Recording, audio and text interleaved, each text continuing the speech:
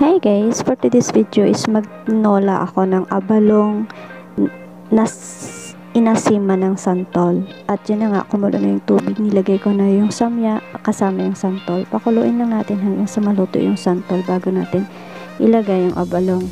Sa pagluluto ng abalong, pag nilagay mo na ito sa kumukulong tubig, huwag mo muna siyang haluin hanggang hindi siya naluluto kasi magkukos yun ng pangangati. Yan ang sabi ng mga nakakatanda at yan din ang bili ng nanay ko sa akin. At nung kumulo na yung tubig, saka ko nilagay yung abalong. Pakuluan lang natin hanggang siya maluto and then saka natin lagyan ng pampalasa. At dito sa probinsya, pag masipag ka, yung abalong at akway, hindi na namin binili yan. Kinuha lang namin sa tanim ni tatay doon sa bukid. And ito na nga, nung luto na yung abalong, saka ko nilagyan ng asin tsaka bitchin. Ajinomoto, baka naman, char. At yun na sabi ko, yung santol hindi rin naman yun binili, kinuha lang din naman sa puno.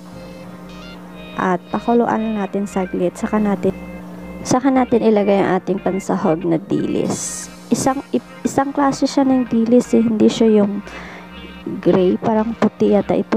Kung sa fresh siya is silag yung tawagin yung isda. At takpan lang natin ng mga 1 minuto. At pwede na po itong hanguin. Dito sa probinsya, masasabi ko pag masipag ka, makakaluto ka rin ng gulay na hindi na binibili. Kahit saan naman, 'di ba? Sipag is the key. At pwede na po itong hanguin, guys. Luto na yung ating ulam. At nailibre at nairaos na namin yung aming lunch ng magkano lang ang nagasto.